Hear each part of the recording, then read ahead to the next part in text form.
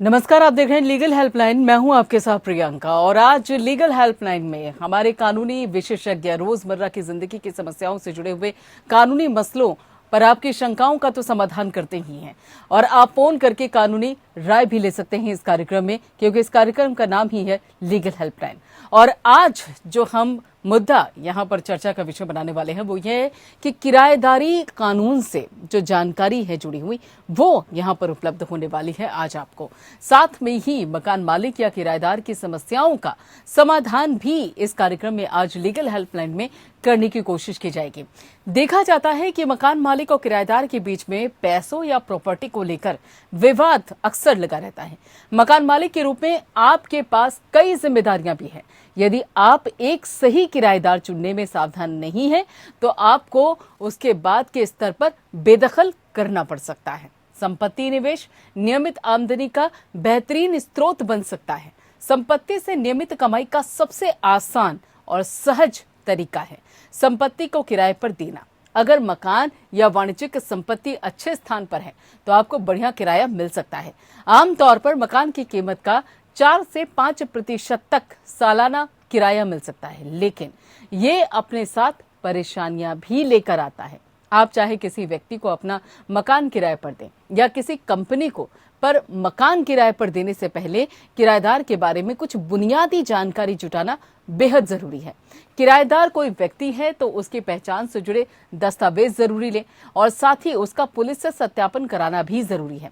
किराएदार की पृष्ठभूमि की जांच कर लेने के कई फायदे होते हैं और सबसे पहले तो ये पता लग जाता है कि संभावित किराएदार संपत्ति देने के लिए उचित व्यक्ति या कंपनी है या नहीं। मकान किराए पर देते समय किराया समझौता यानी कि रेंट एग्रीमेंट करना बहुत जरूरी होता है। अगर किसी व्यक्ति को मकान किराए पर देते हैं तो अमूमन रेंट एग्रीमेंट 11 महीने के लिए बनवाया जाता है और अपने मकान या वाणिज्यिक संपत्ति को किराए पर देने से पहले आप अपने दस्तावेज जरूर दुरुस्त कर लें।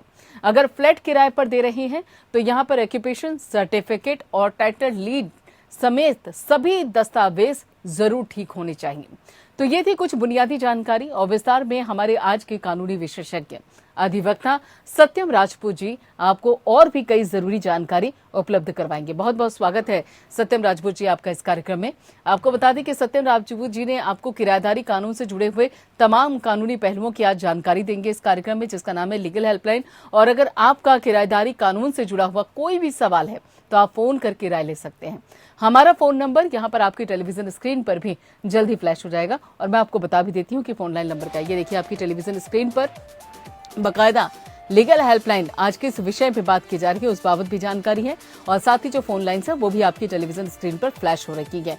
किराएदारी कानून से जुड़ी हुई जो भी जानकारी आपको चाहिए आज लीगल हेल्पलाइन में आप बकायदा इन दोनों नंबर्स पर कॉल करके वो जानकारी हासिल कर सकते हैं।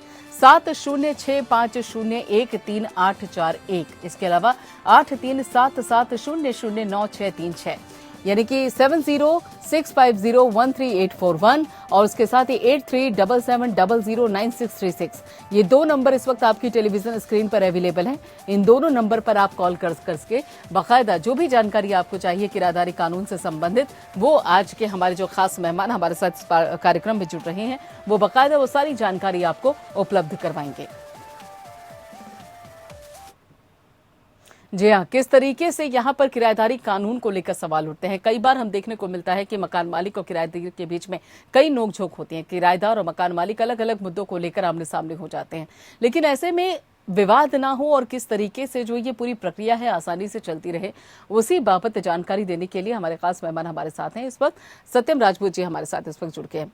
सत्यम जी, एक बात बताइए, ये जो कानून है सबसे पहले इस कानून को थोड़ा सा समझाने की यहाँ पर हम चाहेंगे कि आप हमारे दर्शकों को बताएं आखिर ये जो कानून है वो किस तरीके से प्रभावी होता है, चाहे वो मकान मालिक हो या फिर किराएदार हो। मैडम, जब बात करते हैं मॉडल टेनेंसी एक्ट जो नया अभी यूपी में भी आया है उससे सबसे ज्यादा फायदा जो हो रहा है ना, जो हमारे आपस में टेनेंट और लैंडलॉर्ड के बीच का जो डिस्प्यूट है बेसिकली इसको दूर करता है, क्योंकि आपको रिटर्न एग्रीमेंट जरूरी है। आप विदाउट रिटर्न एग्रीमेंट जो है किसी भी टेनेंसी के अंदर जो है इंटर नहीं कर सकते। और अगर आप जो है क्या बोलते हैं रिटर्न एग्रीमेंट नहीं बनाते हैं उस केस में आपको क्या करना पड़ता है, आपको एक दो महीने का टाइम दिया जाता है। उस 2 महीने के खत्म होने के बाद आपको एक्स्ट्रा एक 3 महीने का टाइम दिया जाता है, जिसके बाद लैंडलॉर्ड जो है आपको निकालने का राइट पूरा रखता है। इवन अभी जो इस एमटीए के अंतर्गत क्या है कि इन्होंने एक सोशल प्लेटफॉर्म बनाने को बोला, एक वेबसाइट बनाने को बोला, जिससे क्या है कि अगर कोई भी लैंडलॉर्ड है, इनके बीच का जो एग्रीमेंट है, इस तरीके की चीजों को डायरेक्टली रजिस्टर कर सके बड़े इजी वे। तो इसके तहत जो है चीजों को बड़ा इजी बना दिया गया। आप ऐसा नहीं है कि आपने 11 महीने का रेंट एग्रीमेंट बनाया और अचानक जो इससे जो है लैंडलॉर्ड जब कभी टेनेंट को बोलते हैं कि नहीं अब निकलिए, इसका कोई, तो उस बीच में बहुत सारे डिस्प्यूट रेज होते हैं, अचानक से किराए बढ़ा देना और मेंटेनेंस के खर्चे, कई सारी तरह की चीजें हैं जो इसमें बड़े विधिवत तरीके से जो है दी गई हैं। बिल्कुल, लेकिन यहाँ पर जो एग्रीमेंट की आप बात पर जिक्र कर रहे हैं, एग्रीमेंट का जो बार बार यहाँ पे लगातार आप जिक्र भी कर रहे हैं, इस बाबत की एग्रीमेंट की आखिर अगर देखा जाए तो वो कौन से बिंदु हैं जिस पर फोकस करने की बहुत जरूरत है, चाहे फिर वो मकान मालिक हो चाहे फिर वो किराएदार हो? सबसे ज्यादा जैसे हम लोग भी स्टूडेंट लाइफ से गुजरे हैं, तो सबसे जो मेन समस्या आती है जब स्टूडेंट या कोई भी जब फ्लैट को लेते हैं या किराए पे लेते हैं, तो मेन समस्या आ जाती है रिपेयर की। इन मीन वाइल कुछ बिगड़ता है तो उसको रिपेयर करेगा। मोस्ट ऑफ द केसेज में मकान मालिक जो है बड़े बड़े रिपेयर के जो मामले होते हैं उसको भी वो टेनेंट पे डाल देते हैं। तो यहाँ पे क्या है कि एक इशू खड़ा हो जाता है, एक नया मुद्दा खड़ा हो जाता है। टेनेंट कहता है कि बिल्डिंग आपकी है, प्रॉपर्टी आपका है, तो ये आपका राइट है और ये आपका रिस्पॉन्सिबिलिटी है इसको ठीक कराना। जहां तक छोटे मोटे खर्चे होते हैं वो जैसे बिजली का बल्ब हो गया या थोड़ा बहुत फैन ऑन, इन सब चीजों की जिम्मेदारी जो है टेनेंट की होती है। बट मोस्टली अगर बिल्डिंग में कोई डिफॉल्ट या आपके प्रॉपर्टी में कोई डिफॉल्ट होता है तो उसकी पूरी जिम्मेदारी जो है क्या बोलते हैं लैंडलॉर्ड की होती है। तो ये पुराने वाले में ऐसा था। इसमें क्या है, नए एमटीए में क्या है कि एमटीए में इन सब चीजों का भी पूरा ब्यौरा दिया गया है कि आपको कराते वक्त, एग्रीमेंट कराते वक्त इन सब बिंदुओं पर भी आपको बात करना पड़ेगा। उसमें आप नहीं करते हैं तो आप फिर जो है क्या बोलते हैं इस चीज का वायलेट करते हैं, फिर उसके लिए आप रिस्पॉन्सिबल होते हैं। ठीक है, लेकिन सिक्योरिटी की अधिकतम लिमिट क्या हो सकती है? और इससे अहम एक और सवाल ये उठता है जो कि बार बार यहाँ पे एग्रीमेंट का जिक्र भी हो रहा है, तो क्या ये एग्रीमेंट हर तरह के जो किराएदार हैं उनके लिए जरूरी है या फिर कुछ खास किराएदार? नहीं, ये हर तरीके की, जैसे आप अगर 2 महीने का एग्रीमेंट, जो ये एग्रीमेंट होता है, एग्रीमेंट में दो कुछ महत्वपूर्ण बिंदु ये है कि सपोज अगर मैं टेनेंट हूँ और मैं स्टूडेंट हूँ, मैं कोई भी रेजिडेंशियल पर्पज के लिए ले रहा हूँ, तो लैंडलॉर्ड को जो है मुझे 2 महीने की एडवांस सिक्योरिटी देनी पड़ेगी जी। लैंडलॉर्ड को मुझे 2 महीने की एडवांस सिक्योरिटी देनी पड़ेगी। और अगर जो है क्या बोलते हैं ये इस केस में अगर जो है क्या बोलते हैं नॉन रेजिडेंशियल है तो उसमें हमें 6 महीने की नोटिस देनी पड़ती है। तो ये फर्क है बेसिकली रेजिडेंशियल और नॉन रेजिडेंशियल। इसमें दोनों के ही बारे में पूरी तरीके से डिस्कस किया गया इस एक्ट में और काफी अच्छे से एक्सप्लेन हुआ है। तो हमें लगता है ये नया एक्ट जो आया है, बेसिकली हर एक टेनेंट या लैंडलॉर्ड सबसे ज्यादा ये चाहता है कि उनके बीच इन बिटवीन द ट्रांजेक्शन या in between the time agreement में कोई डिस्प्यूट ना हो, टेनेंट की तरफ से भी और जो है लैंडलॉर्ड की तरफ से भी। ऑल ऑफ सडन कई बार क्या होते हैं, जैसे स्टूडेंट एरियाज में अगर आप दिल्ली में देख लें या एनसीआर में देख लें, मुखर्जी नगर हो गया, तो यहाँ पे क्या है काफी इशूज आते रहते हैं, आए दिन आप लोग भी कवर करते रहते हैं कि टेनेंट और लैंडलॉर्ड के बीच में झगड़ा हो गया। तो इस एक्ट से हमें लगता है कि ये चीजें जो है थोड़ा सा कम होंगी, ये डिस्प्यूट जो आए दिन छोटे मोटे होते रहते हैं ये कम होंगे। क्लियरेंस है, ये ट्रांसपेरेंसी है दोनों के बीच। ठीक है, लेकिन इन विवादों से छुटकारा पाने के लिए, निजात पाने के लिए क्या कुछ विकल्प हो सकते हैं? या तो फिर सीधे कोर्ट का दरवाजा खटखटाया जाए या फिर ये मानकर चला जाए कि बिना कोर्ट के दरवाजे को खटखटाए हुए उससे पहले ही यानी कि आउट ऑफ कोर्ट भी बाकायदा किसी तरीके का सेटलमेंट हो सकता है। कोई ऐसा रास्ता है जिसके चलते इन विवादों का समाधान हो सके? जिम्मेदारियां क्या बनती हैं यहाँ पर, चाहे वो किराएदार हो या फिर मकान मालिक हो? अगर कोई भी मकान मालिक अपना जो घर है वो किराए पर देता है तो क्या जिम्मेदारियां बनती है ताकि विवाद खड़े ही ना हो, और खड़े हो तो फिर उसका समाधान क्या है? पहली बात तो क्या है मैम, कुछ जिम्मेदारियां होती हैं, जैसे अगर लैंडलॉर्ड की तरफ से, मैं दोनों पक्ष की बात करूंगा। ठीक है, इससे पहले कि आप इस सवाल का जवाब दें, सत्यम जी, यहाँ पे अशोक जी हमारे साथ जुड़ गए हैं जो कि दिल्ली से हैं। पहले वो अपना सवाल पूछ रहे हैं, उनके सवाल का जवाब दे दीजिए। जी अशोक जी, सवाल पूछिए। नमस्कार जी। जी।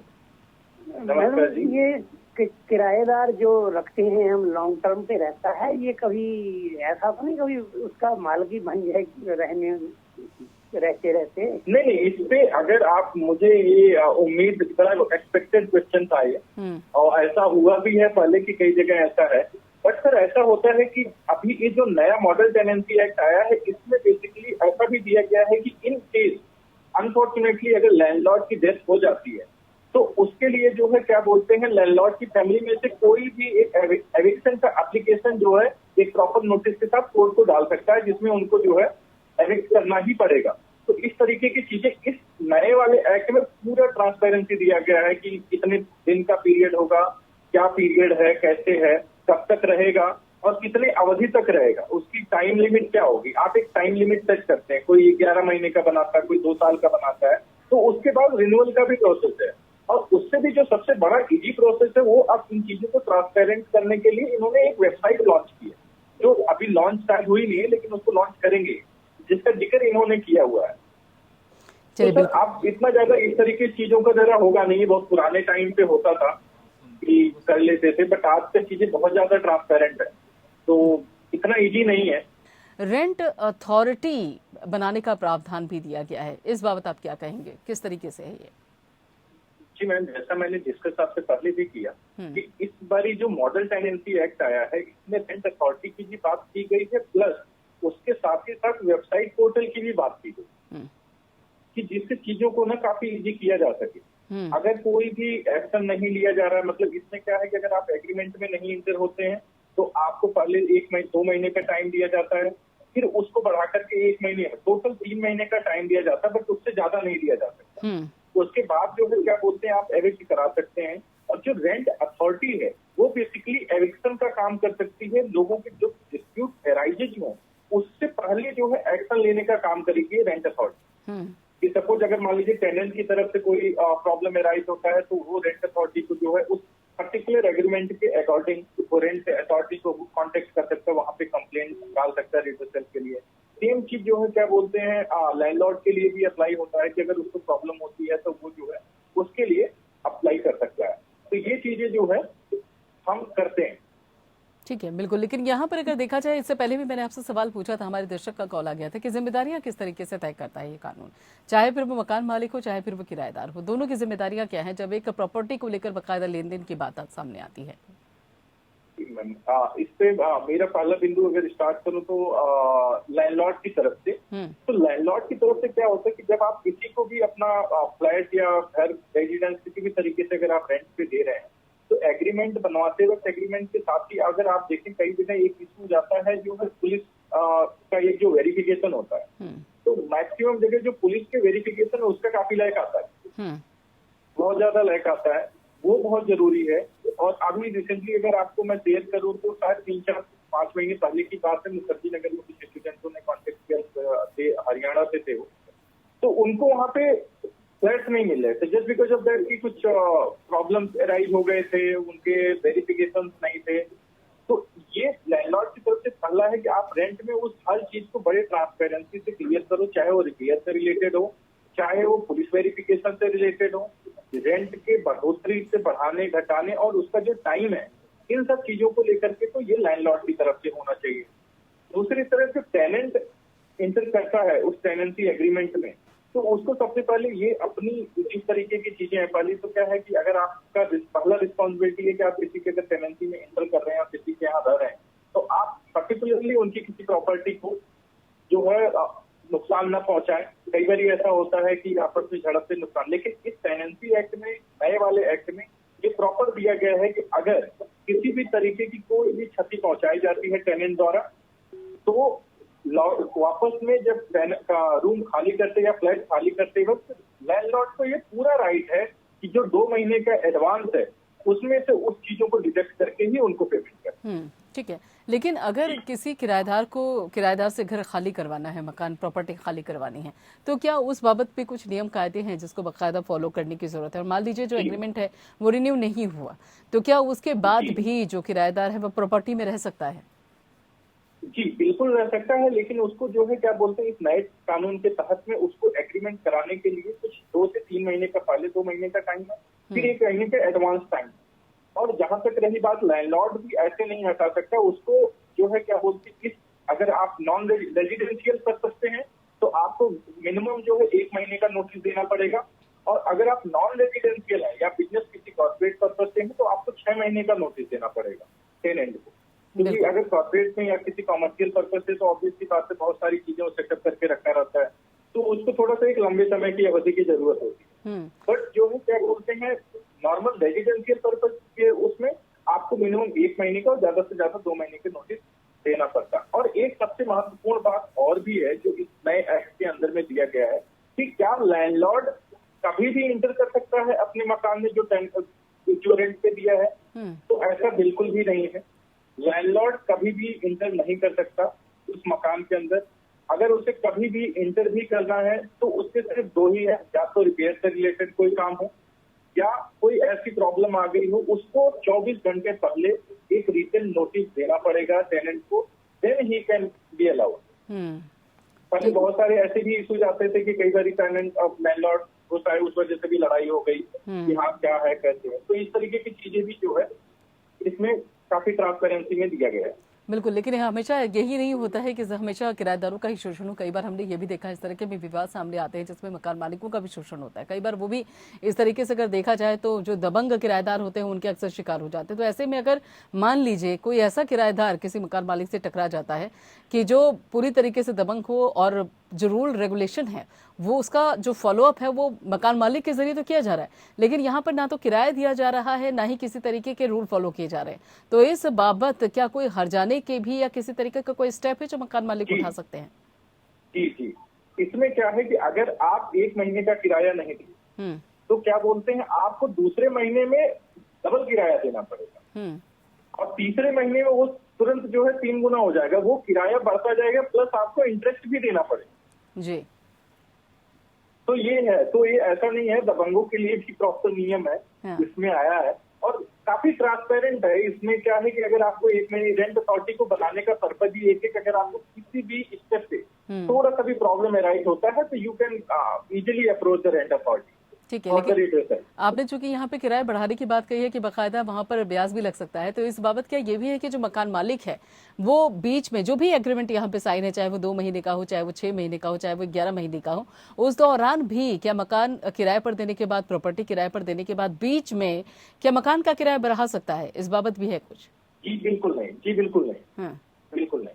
आप जब रेंट एग्रीमेंट करते हैं तो पहली बात ये तो पुराना भी नियम है और नया भी है कि आप एग्रीमेंट के हिसाब से तो नहीं बढ़ा सकते और अगर आप इस तरीके की हरकतें करते तो ऑब्वियसली बात है कि आपके एग्रीमेंट के अगेंस्ट जाएगा and then you will be responsible for that. तो जो प्रोसीडिंग है क्रिमिनल प्रोसीडिंग है, जो भी लीगल प्रोसीडिंग है वो उसके अगेंस्ट होता है।